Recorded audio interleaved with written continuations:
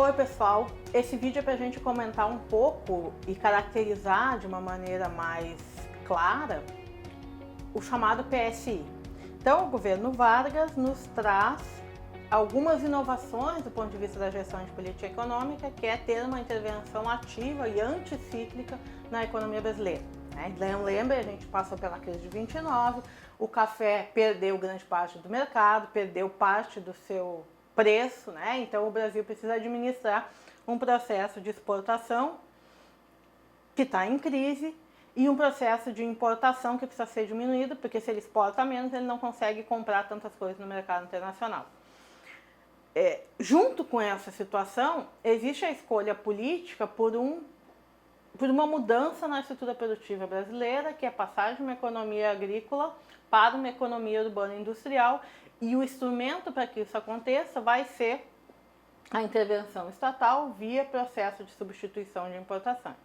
Então, de novo, por que substituição de importações? Porque as importações são pagas com moeda estrangeira, a moeda estrangeira está ficando cada vez mais cara, e isso significa que eu preciso exportar cada vez mais para comprar a mesma quantidade de produto no mercado internacional, porque meu produto está ficando mais barato, isso significa que a minha moeda está se desvalorizando em relação às moedas mais fortes.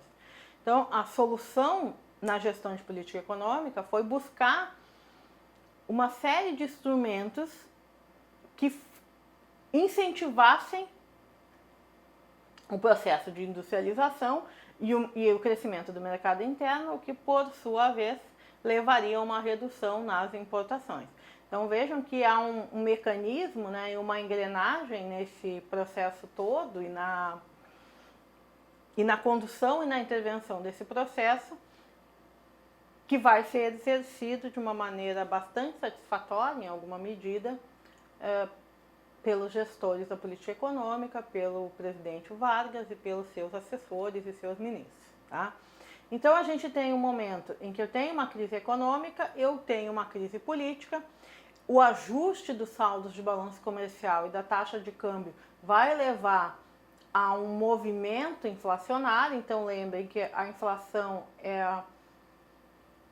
o que faz com que a minha moeda doméstica perca poder de compra, Então quando eu tenho um processo inflacionário na moeda, isso significa que a cada mês, que a cada ano eu estou comprando menos com a mesma quantidade de moeda. Então o Brasil já tinha passado por isso na República Velha, com o próprio processo de encilhamento, e tem de novo uma chamada crise de inflação no início da década de 40.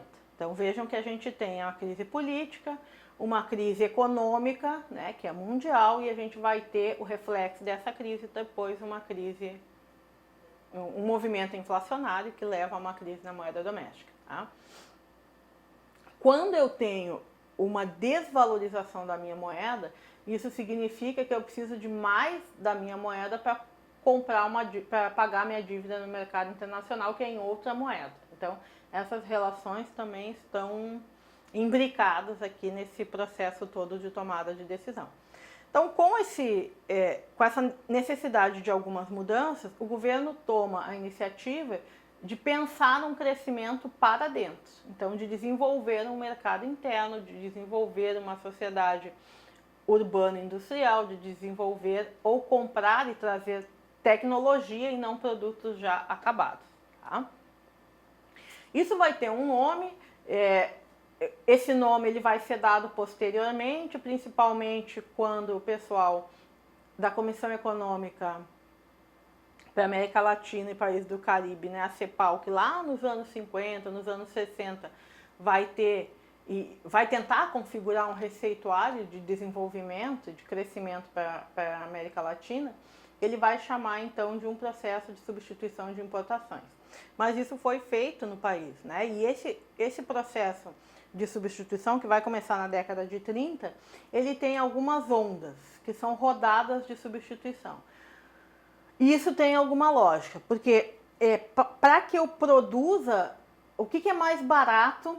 Trazer tecnologia. Trazer tecnologia para a produção de vestuário e alimentação. Também porque é para isso que eu tenho mercado. E isso é o que eu mais rápido consigo parar de importar. Então, a primeira rodada é pensar um processo de industrialização e a criação de indústria e investimento de capital em fábricas e em locais que produzam comida e vestuário, que são chamados bens não duráveis. Então, aqueles assalariados, esse é o item principal do seu consumo, ou é grande parte do seu consumo. Então, eu tenho mercado, e aí eu não devo mais importar esses produtos e devo produzi-los aqui. A segunda rodada é uma rodada de produtos que incorporam mais tecnologias e que são mais caros, que são chamados bens duráveis, né, que são eletrodomésticos e automóveis. Vejam que para que eu produza eletrodomésticos e automóveis, eu já preciso de um outro tipo de tecnologia. Então, o processo de importação, ele ainda segue, mas ele é qualitativamente identificado. Então, o que o governo vai fazer via taxa de câmbio? Ele vai determinar que o câmbio, ou seja, o preço da moeda, ou a relação da moeda doméstica em relação à moeda estrangeira, ela incentive a importação de determinados produtos. Então, é mais caro o câmbio se eu for comprar comida, né, itens alimentícios e roupas, do que se eu for comprar máquina. Então, é mais barato eu comprar máquina para fazer uma indústria aqui para produzir roupa. Então, essa lógica ela vai se organizando dentro do país e vai, de fato, conseguindo cumprir os objetivos nesse processo de industrialização, que é via, então, substituição de importação nas suas rodadas. Depois, para a fábrica de bens duráveis, eu começo a ter necessidade de alguns tipos de matéria-prima específicas, algumas matérias-primas que são processadas. E aí vem a rodada dos chamados bens intermediários e depois a produção da tecnologia em si, de máquinas e equipamentos, que é a última rodada, o que consolida o processo de substituição de importação, que completa esse processo, que é a chamada rodada dos bens de capital. Até os bens não duráveis e duráveis, o governo conseguiu, via incentivo cambial e monetário, trazer alguns investimentos, inclusive investimentos estrangeiros. Então, aqui, por processo de planejamento, a gente também tem uma tomada de decisão, se eu vou aceitar ou não investimentos estrangeiros. No caso do Brasil, em diversos momentos, esses investimentos entraram no país. Se a gente pensar, por exemplo, os anos 50, né, onde se tem a entrada da indústria automobilística, essencialmente norte-americana, que se instala no país. Bom, quando a gente chega nas duas últimas rodadas, o incentivo para esse investimento, que é um investimento muito alto, não se dá no mercado. E aí o governo ele vai fazer ele mesmo esse investimento. Então não é por acaso que a gente tem, no fim do processo de industrialização brasileiro, todo o investimento estatal que vai dar origem à Vale do Rio Doce e a diversas companhias que depois, nos anos 90, vão ser privatizadas. Ou seja, o Estado, em não tendo condição de atrair esse investimento, que era um investimento muito alto, um investimento de muito longo prazo, ele mesmo faz esse investimento. Então, o Estado brasileiro conclui o processo de substituição de importação. Então, o Brasil hoje tem um parque tecnológico completo, via o próprio investimento estatal. E isso vai ganhar um outro nome, que vai ser tema de um outro vídeo, que é o chamado desenvolvimentismo, que vai ser retomado nos anos 2000, 2010, com um novo desenvolvimentismo. Mas isso é tema para um outro vídeo, tá? Quando a gente pensa no PSI que foi instalado no Brasil, também existem outras decisões que estão envolvidas nesse processo todo. Por exemplo, aonde colocar as indústrias. Então, se eu tinha um processo de desigualdades regionais no fim dos ciclos econômicos agrícolas, aqui no processo de industrialização, essas desigualdades regionais, para bem ou para mal, elas vão ser reforçadas, né? Então, aonde eu tinha o capital, é onde vai ser implantada a indústria. E aí eu tenho a região sudeste, de fato, se consolidando como o grande motor da economia brasileira, como o lugar onde o capital se reproduz, né? Tanto que, mais recentemente, é no Sudeste, é em São Paulo, e na cidade de São Paulo, que a gente tem o núcleo financeiro do país, tá? Que é a outra rodada de reprodução do capital. Se a gente pensar esse processo de industrialização, vejam aqui, ó, a gente tem, né, nos anos 20, alimento e tecidos, né, que são os grandes produtos da produção industrial. A gente tem um crescimento do processo de industrialização e tem a indústria paulista e a indústria carioca sendo comparadas. Então aqui eu estou no início do século XX, nos anos 20 e aqui no final dos anos 20. Então vejam que, e isso acontece também no Rio Grande do Sul, no início do século XX, os estados que tinham alguma produção industrial, elas tinham participação na produção industrial nacional bastante parecidas. Quando se vai optar por um processo de substituição de importação, quando esses incentivos estatais ganham força, seja na forma de financiamento, seja em algumas isenções, doação de terra, essas coisas, e isso vai se localizar em São Paulo, então São Paulo vai constituir, né, o grande núcleo industrial do país. Aí vai então sair na frente de todos os outros estados e também, inclusive, do estado gaúcho, certo? Aí aqui é só uma foto, é uma foto da internet, né, sobre a chegada então desse capital. Então, se eu tenho um processo de desenvolvimento, que aqui está sendo comparado e tem o mesmo significado de um processo de crescimento econômico, que vai mudar depois, eu posso escolher a forma de atrair esse investimento. Ou eu preciso ter poupança, ou eu vou pegar a poupança dos outros e aí vou permitir a entrada de capital estrangeiro para que o processo seja mais rápido, né? E que traga essas relações comerciais e saldo de balança também. Tá? Quando a gente pensa nesse processo, esse processo também passa, né, tanto pela Primeira quanto pela Segunda Guerra, e ele vai levar a um crescimento da dívida. Então, o Estado ele vai se endividar para financiar esse processo de industrialização.